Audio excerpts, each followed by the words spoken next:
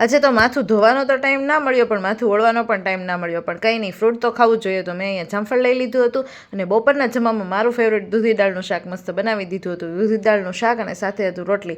અને આવું ચૂચું લઈને હું અહીંયા જોઉં, મેં બેઠી હતી ઇસ્ત્રી કરવાને, ત્યાં જ ધર્મએ ખેંચી લીધું હતું અને ચૂચું મને નીલે પહેરાવ્યું હતું, મેં નહોતું પહેર્યું. ત્યાર પછી જે પણ શાકભાજી ઘરમાં હતા એ બધાનું ખૂબ સારી રીતે કટિંગ કરી લીધું અને મસ્ત આપણે ખીચડી વઘારવાની હતી, જેમાં શાકભાજી ઝાઝા હોય તો જ વઘારેલી ખીચડી ખાવાની મજા પડી જાય. એમાં તુવેર મળે છે અત્યારે તો વધારે મજા પડી જાય. મેથી અને લીમડો નાખીને મસ્ત અહીંયા મેં કઢી પણ વઘારી લીધી, એટલે આજે અમારી ઘરે મસ્ત વઘારેલી કઢી ખીચડી બનવાની હતી. ત્યાર પછી ધર્મ ટ્યુશનમાં જવા લાગ્યો છે, તો એના માટે હું આવી કોરી નોટ, થોડીક લખવાની નોટ એ બધું લઈ આવી. અને આજે મારી ફ્રેન્ડ આવી હતી બેસવા માટે, તો અહીંયા જો મેં આઈસ્ક્રીમ મગાવ્યું હતું.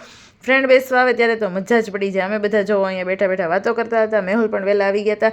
ફ્રેન્ડ સાથે મજા જ કંઈક અલગ હોય ને. આજે મારી એક ફ્રેન્ડ મિસિંગ હતી, એને પણ અમે ખૂબ મિસ કરી લીધી. અને બાબો નાનો છે એટલે એ નહોતી આવી, પણ મજા પડી ગઈ વાતો કરીને. જય શ્રી કૃષ્ણ, મળશું નવા વિડીયો.